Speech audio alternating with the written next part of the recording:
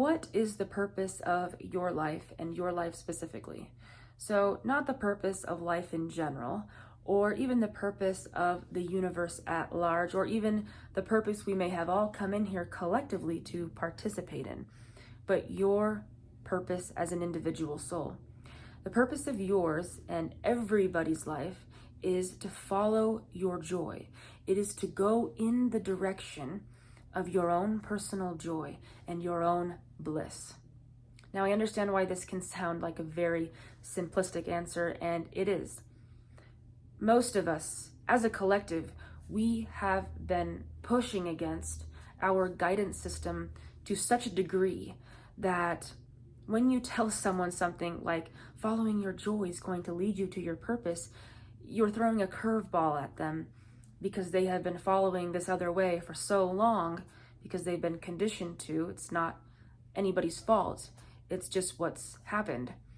It's the conditioning process we all go to. So I completely understand why this sounds like it could not be true. But the way to find your purpose is to go in the direction of your own personal joy.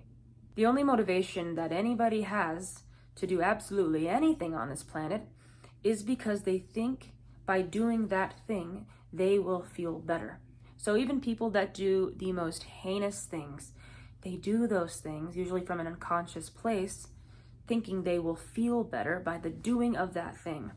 Something as just very simple things that we choose in our day-to-day life, we're doing those things because we think we will feel better in the doing of them. At the very core, we think we will feel better, even if we're not consciously recognizing this. And it doesn't matter whether these actions you take are in alignment with your source self or not. You are still doing them because you believe you will feel better in the doing of them.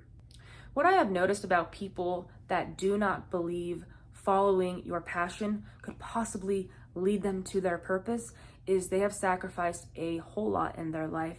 And again, it makes complete sense.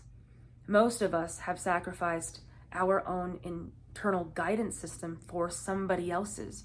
Most people in society are living in accordance to what they think somebody else's guidance is, or what would make that person joyful, or what is right in society, what is wrong, what is good, what is bad. We have totally neglected ourself. We have abandoned ourself. And so I completely understand this perspective. But your purpose can be nothing different than your passion. You are the physical embodiment of your source self. And so when you are following your passion and your joy, you will get this feeling, which is passion, which is a biochemical reaction within the body that is basically an indicator telling you that you are on the path that you originally intended for.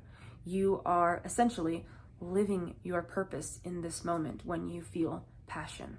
And you know when you are following your joy, when you feel passion, and when the doing of whatever you're doing gives you energy almost. It doesn't drain you like other actions can drain you. And you know that you are fully allowing this source consciousness stream that feeds your body all the time to keep you here. You know that you are fully allowing that to feed you instead of pinching it off like most people are doing. A lot of people don't realize how easy it is to get pulled away from their guidance system as well. You didn't have to have a super abusive household growing up to get totally turned off from your guidance system.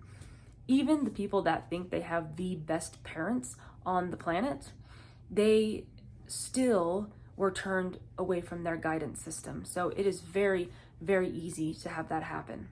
So one of the things that you need to start doing is taking a risk in caring about how you feel moment to moment to moment, and start to make the changes necessary in your life. And there are going to be a lot of aspects in your life that you are going to start changing as a result of caring how you feel more and more. A very important aspect of living by following your joy is when you do this, you are fully allowing the stream of you to feed your physical body.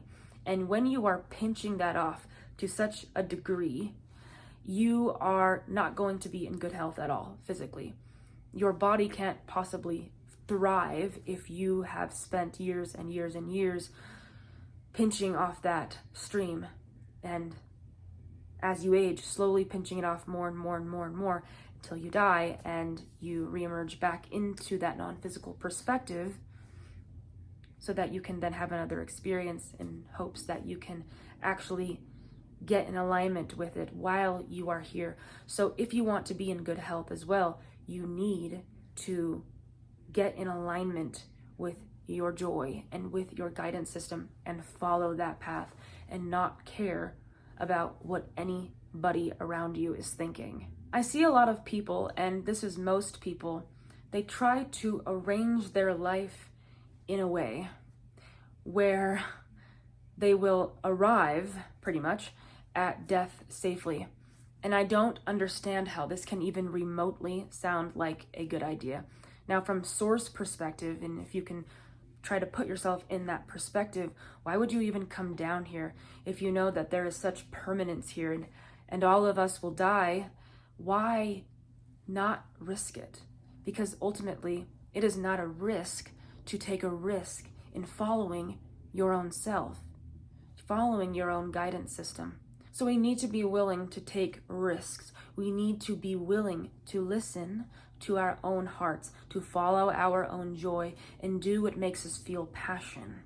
And we keep following that trail. And we need to stop listening to what other people are telling us to do, what we have to do, what we should do, what we can't do, who we should be, whatever it is. We need to stop listening to other people and what society teaches us if we want to find our purpose. We cannot possibly find it by doing what we think will please others, or what others, or we think others think we should do. We have to go in the direction of our own self. We have to be brave enough to go in the direction of our hearts and of our intuition and of our own guidance. Something important to remember is that purpose will not manifest in your life as something you will get. It will manifest as something that you express, something that you have to give to this world. The way to find what you have to give to this world is by following your own joy. The gift that you give to yourself of following your own joy and your own bliss and your passion, you are gifting yourself that, and you are ultimately gifting it to others, because through that, source consciousness is fully flowing through your body, and from that you express in whatever ways calls to you. So we do still have free will, and you can still choose to be in alignment or to not be in alignment with your original intention. And again, you will know this by how you feel and what you are placing your attention on, and if you are doing things that make you feel shitty, or you are following your joy. So you still have free will, and you still get to choose if you want to line up with that. A good question to ask yourself is, what am I meant to express on this planet? And this can be a moment-to-moment thing. It can be a day-to-day thing. It can be a month-to-month thing. It can be whatever you want. Now, a lot of people want this sort of grand master plan, but it doesn't always have to be that. It can be something as simple as making a piece of music, or making a painting, or doing whatever feels good in this moment. By following the breadcrumbs of your joy, you will be led to your purpose. It will ultimately fall in your lap as a byproduct. So don't feel this weight of trying to find this purpose that is so large and so out there, and it's so specific, because it isn't, and it is actually constantly changing. So you have to be willing to take the risk of following your own joy, moment to moment, day by day. And what you're supposed to be doing here will naturally fall into your lap as a byproduct. I hope you have the courage to do this.